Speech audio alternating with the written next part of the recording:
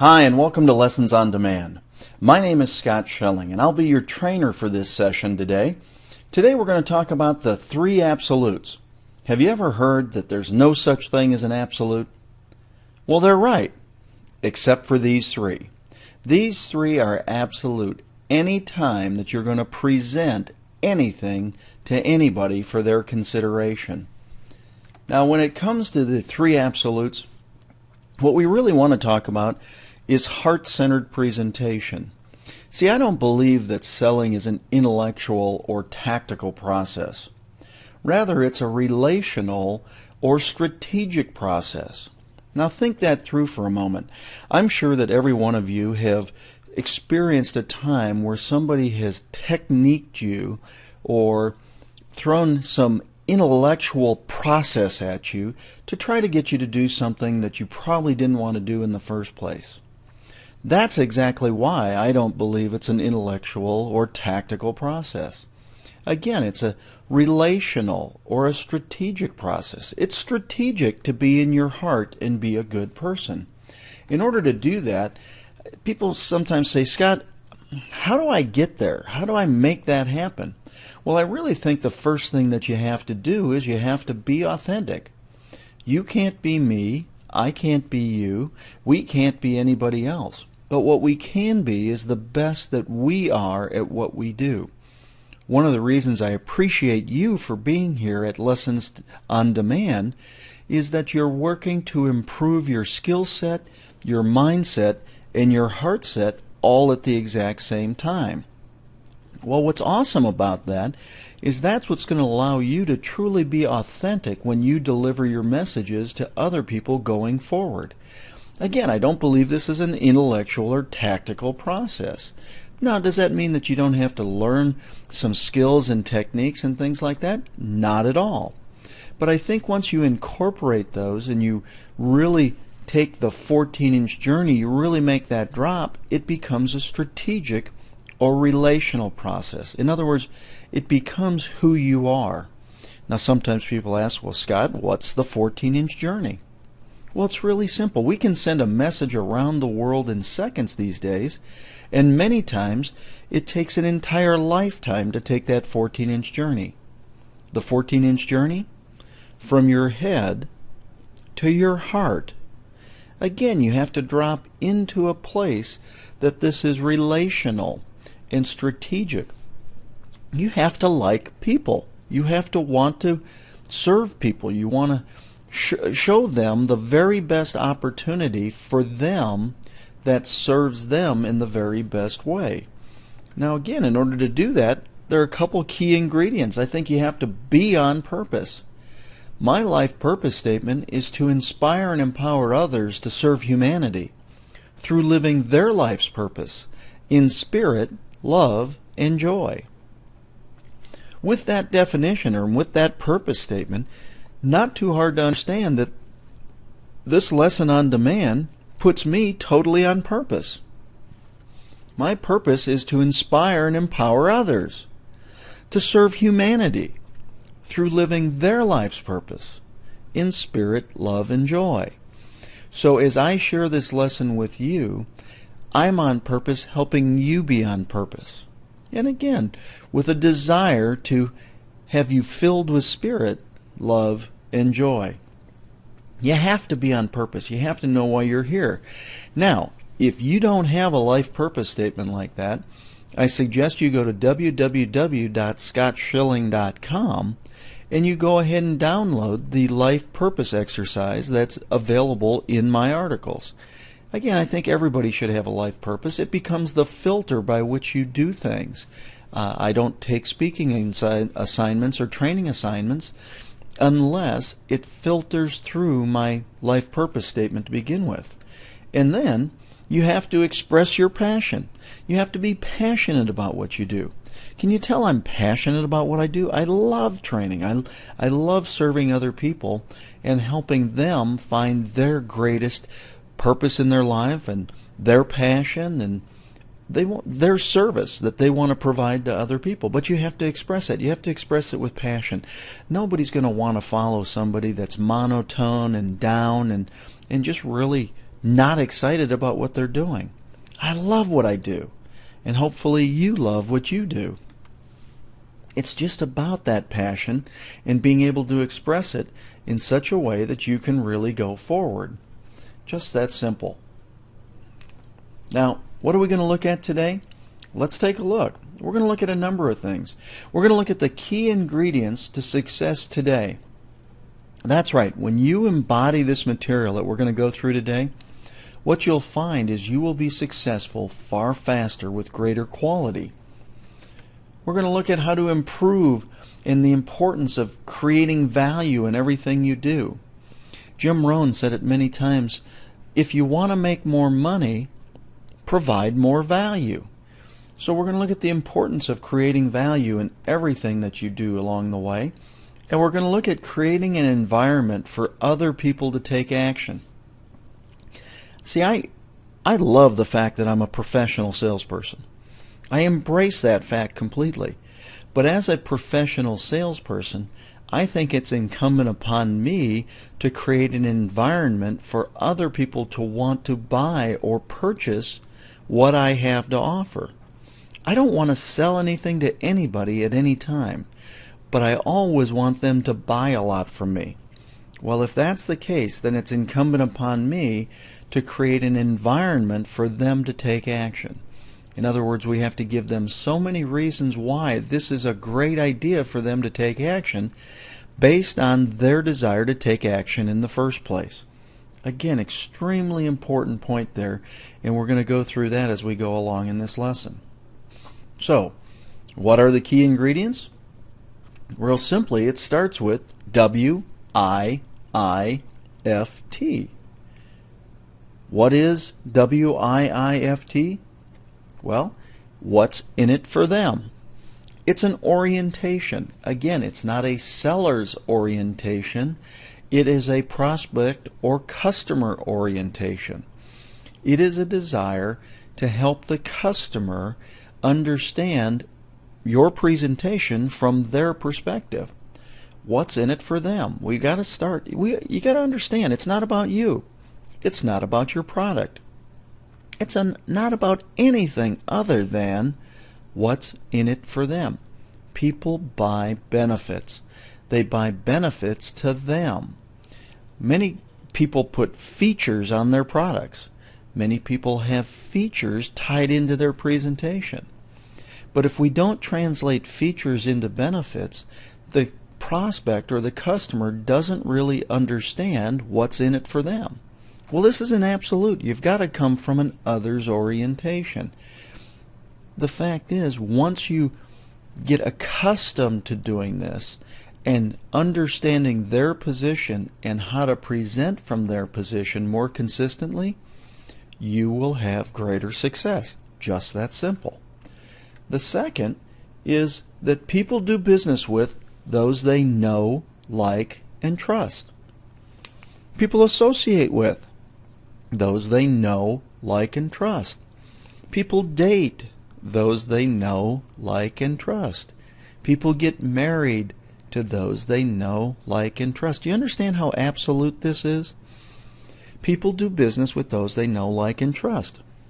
Now, I'm often amused when I go to a networking meeting where everybody gets their opportunity to give their 30-second elevator speech, and you see somebody who's this is their first time in the group. It's just the first time they're there. They give their 30-second elevator speech. It doesn't go over all that well because they try to ask everybody in the room to buy what they have to sell, and then they come walking out of it and go, well, this isn't a very good group. Nobody's very responsive here. Well, think about this absolute. The first time you go to that networking meeting, does anybody know you? Of course not. It's your first time there. And if they don't know you, do they like you? Well, no, they don't know you. Why would they like you?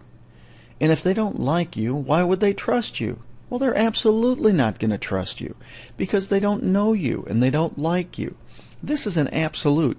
People try to get others to take action in their behalf way too soon the vast majority of time. Why? Because people don't know you. they don't like you, and they don't trust you. So it's incumbent upon you to develop the know. They have to get to know you. Well, who are they getting to know?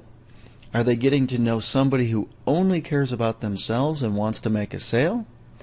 Or are they getting to know somebody that cares about those in the room and that they feel you could become an asset to them over time? Now, a friend of mine, Sean Duperrin, who I feature in my Access to Expert series, is wonderful at this. She's a media trainer. And what she does is she helps people understand what they're broadcasting. See, we're always broadcasting something. Why is this so important? Because we want to get people to know us, and then like us, and then trust us. Now, trust is difficult to earn, but it's easily lost. So you have to make sure, again, this is more of a strategic process, that you're going to be who you are, you're going to be authentic, you're going to be a good, solid person over an extended period of time. What that means is you can't just be nice to people for a while and then go to try to get them to buy something.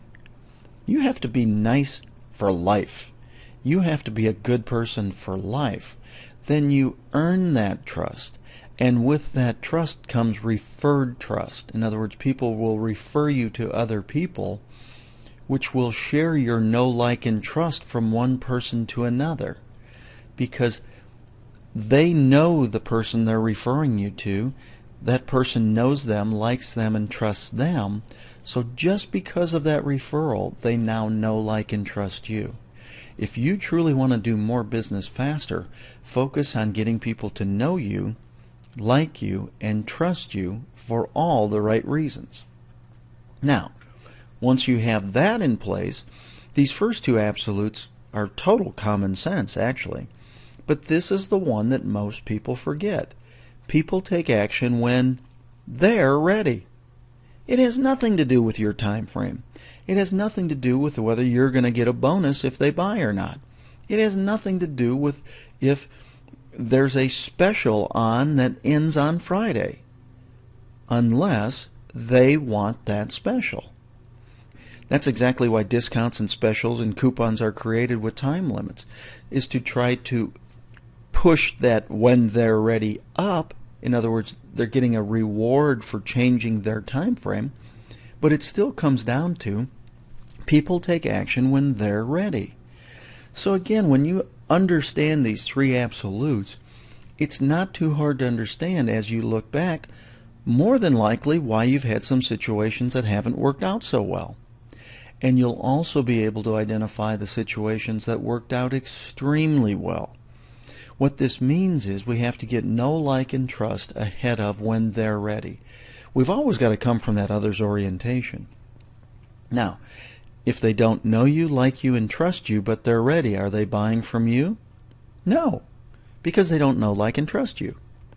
And if they know, like, and trust you, but they're not ready, are they buying from you? No, because they're not ready. Again, you have to have know, like, and trust out ahead of when they're ready. It's incumbent upon you to nurture relationships, develop relationships, continue to build them, stay in touch with people. You have to do all the things that keep people within your circle of friends, your circle of relationships. The better off you do that, the better off you're going to be as you go forward. Really just that simple. These are the three absolutes. What's in it for them? People do business with those they know, like, and trust, and people take action when they're ready. All very simple process along the way. Now, what we really want is we want that middle section to ultimately become respect, love, and think you hung the moon. What we really want is think you hung the moon status with everybody. Why? See, I teach that I truly believe that we should be an asset to everyone we meet. An asset is an acronym for a serious servant every time. Become a serious servant every time, the rest takes care of itself. Again, if I have think you hung the moon status with somebody, I become the go-to authority for whatever it is they're looking for. The chances of somebody needing what I do 100% of the time is not very great. The chances of somebody needing something that someone I know does is about 100%. So if I become the go-to resource because I've got think you hung the moon status, now people are constantly talking about opportunity. And the other thing is I constantly have the opportunity to be a solution to them going forward. What we really want to do is develop the think you hung the moon status with everybody you meet along the way. Now, why do we want to do this? Well, simply there's a price-value relationship in anything we present. And if we look at these boxes, this blue box represents the customer on top, and the red box is the perceived value of what you're going to offer. See, there's a price-value relationship. Everybody who comes to you as they're developing that know, like, and trust believes that this is the tremendous amount that they're going to have to pay as a customer for this little bit of value received through whatever it is you're presenting. Well, that's a natural bias that's been built into customers over time. It's built into me, it's built into you, it's built into everybody. Because we don't necessarily know, like, and trust the presenter at that point. So we create this bias that you're going to have to pay this tremendous amount for this little bit of value as you go forward. Well, understanding this, it's incumbent upon us to switch these boxes around. So this is the small amount the customer has to pay for the tremendous amount of value they're going to receive from the benefits that your products and services give them. Now that's done through feature advantage benefit presentation. It's a process. In other words, a feature advantage benefit presentation is a strategic way to make a presentation to others. Now, when we do it properly, these boxes reverse. So what we have to understand here is that people act for selfish reasons. If you were to put this into a question, it would look something like this. What does it do for them? Remember, your customer's asking, what does it do for me? Well, a feature is merely a thing. Manufacturers put all sorts of features on their things. If you're a certain profession, your title is just a thing. With this training process here called heart-centered selling, as hard as I've worked on it and as long as it's taken me and everything about it, heart-centered selling itself is just a thing. Now the advantage is something good about that thing. So if we were to look at heart-centered selling and what might be an advantage for heart-centered selling, it's a statement like this. Heart-centered selling provides an easily understood and implemented system to live your purpose. So that's an advantage about the thing. It's something good about my thing. It's something good about heart-centered selling. It provides an easily understood and implemented system to live your purpose. Now, that's good, but it's still not what the customer or the prospect wants. Prospects and customers buy benefits. It's the what's in it for them kind of thing. And so in this case, if I were to create a feature advantage benefit statement about heart-centered selling, the benefit is allowing you to serve more people and achieve a greater quality of life. People don't necessarily need or want heart-centered selling. But I believe everybody needs and wants the ability to serve others and live a greater quality of life. So again, if we were going to look at a feature advantage benefit statement, it would look like this. Heart-centered selling provides an easily understood and implemented system to live your purpose, allowing you to serve more people and achieve a greater quality of life. Now, feature advantage benefit presentation has always been a very tremendous way to present something to another for consideration. Here's what I found to be the issue with it. It still starts from a salesperson or a presenter orientation, because you're talking about your product first. Heart-centered selling, in this case, is my product. So I'm still positioning myself in feature advantage benefit presentation in the lead role. Well, again, it's all about them. So many years ago, while I was training, it came to me that if we truly want to put the other person first, put the other person first. And what I did is I developed a different way of presenting. It's called present the other order, benefit, advantage, feature. Present it the other way around. And again, still remember, people ask for selfish reasons, but now, as opposed to what will this do for them, look at they need the best solution. So it's still a three-part presentation, but again, the benefit is what the customer desires. In this case, to live a greater quality of life by living your purpose, and I truly believe everybody wants to live a greater quality of life and truly would love to be on purpose. The advantage is still something good about the thing. This easily understood and implemented system fulfills you. Easily understood and implemented system fulfills you. And then now we have the feature through heart-centered selling. So if we were to look at this again, we take away everything like we did before. We now have a benefit, advantage, feature statement. To achieve a greater quality of life by living your purpose, this easily understood and implemented system fulfills you through heart-centered selling. Again, we now come from an others orientation, we list the advantage, and then ultimately the product or the system that will deliver that in their life. Do you understand how important this is? We have to put other people first. We have to build know, like, and trust, and we have to encourage them and have that information out ahead of when they're ready to make their purchase. Now, in every situation with heart-centered selling, I suggest you ask yourself these 5 questions after the fact. The first question is, what was my lesson? What was the lesson I learned in this interaction with somebody else? Am I really positioning myself from an others orientation?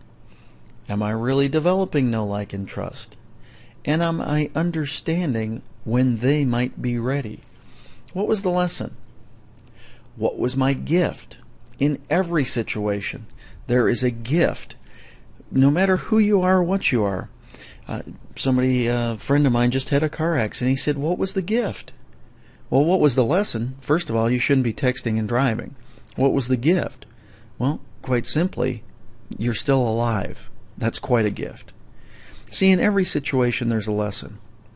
In every situation, there's a gift. In every situation, you had participation in what happened. You did something. You took some action. You helped create that situation. So what did you do to create it? Now, the reason for asking that question is simple. If you know what you did to create it, you can recreate it if you want to, or you can, in fact, modify it the next time around. One of the reasons for understanding what you did to create it is so you can learn how can you modify it next time to be better. See, again, what's my lesson? What's my gift? What I do to create it? How can I modify it next time to become better?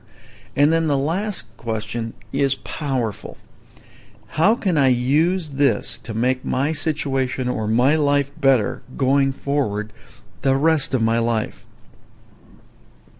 In essence, what this question is, how will this situation serve me the rest of my life? Once again, when people go to those networking meetings and they don't know anybody, and they kick the ground afterwards and say, oh, crummy networking group, nobody bought from me. Did they really come from an others orientation? Did they really develop any know, like, and trust? And were the people in the audience ready for what it was you presented? See, you can use that situation to go into the next networking meeting in a far better place, understanding a better position to everybody in the group, that you would like to get to know them. You would like to get them to know you. You would like to have them understand your experience going forward. Quite frankly, in most networking groups, the only presentation you should be making is something that either serves the group or sets up one-on-one time for you and somebody in the group so they can get to know, like, and trust you. Because then when they're ready, you'll be the person they go to. How is this situation going to serve me the rest of my life? Very simple process going forward. And then sometimes you just have to go for it. That's right, you got to don the little mouse crash helmet and go for it. You just got to put yourself out there. You know, it's great to be able to meet people. It's great to be able to do things with people. And inherently, people are good. But sometimes you just got to step out and understand, you know what, it's not that scary a world. Abraham Lincoln said, always bear in mind your own resolution to succeed is more important than any other one thing. Henry Ford said it this way, think you can, think you can't, you're right. So you got to take this information and now put it into action in such a way that you're going to be more successful going forward. If we sum it up, let's take a look. What's in it for them? People do business with those they know, like, and trust. And remember, we really want to make that respect, love, and think you hung the moon status. And they do it when they are ready. If all you did is ask somebody, when were you interested in making this purchase? That's going to help you a lot because it's going to show you when they're ready. Oh, we're just finding out information. Or we could take action today if the deal is right. See, all these things are giving you clues as to how to address people as you go through. Creating rapport comes down to taking the time necessary to find some intimate details about the person that you have met. Again, getting to know them, like them, and trust them. If you really want to create rapport with people, be interested, not interesting. Be interested in what they have, what they do, how they do it. Don't try to be interesting and share with them what you do right out of the blocks. Learn what they do, and you're going to have much more success. It's also about being present in that moment and co-creating an experience with that other person. Co-creating is exactly that. You both have invitation, obligation, and opportunity to create the situation that you're in at that time. When you can do that, now you're present, you're connected with them. There's 3 places we can be in. Most people are in 2 of the wrong 3 places most of the time. We can be in the past, or we can be in the present, or we can be in the future. I find so many times that people are in 1 of 2 places, in the past or in the future. They're just not present. If you work on your presence and being totally engaged with every conversation you're in, your situation will absolutely change to the better. You're going to have your good days. You're going to have your bad days. You're really not going to know which one is which until you're much further down the road. So my suggestion to you, and quite frankly my prayer for you, is enjoy the journey every step of the way. Be present in every day. Enjoy getting to know people. The more you enjoy getting to know people, the more people you're going to know. And the more people you're going to know, the more business you're going to do. So again, enjoy every step along the way. Just that simple. Now, this whole lesson, and quite frankly, the vast majority of these lessons, come through the overtone of a quote that I learned from Zig Ziglar many, many years ago, way back in the 70s. It came in the book, See You at the Top. It simply says, you can have anything in life you want when you help enough other people get what they want. That's been my mantra since way before I started my selling career, now that I think about it. But it's been my mantra since the first time I've read it. You know what? It's a pretty good mantra to have. You can have anything in life you want when you simply help enough other people get what they want out of life. Thank you, Zig, for presenting that to us, and hopefully you take that to heart as you go along. Now, with that, I'd like to offer you a free audio program. Simply go to text the word SIMPLE and your email address to 69302. That's text the word SIMPLE, SIMPLE, comma, your email address to 69302, and you'll automatically be put in queue for a free audio program called 7 Steps to Heart-Centered Selling. Again, I want to present this information to you over time so that you consume it, you digest it, and you become better. I want to thank you for joining me here today for the 3 Absolutes. Always know that I'm here to serve you and help you get better going forward. If you'd like more information, please visit my website, www.scottschilling.com. Again, there's a plethora of free information there, many articles, and again, a resource for you to get better. So until our next lesson, I just want to say this is Scott Schilling. To your best success. Really excited for you.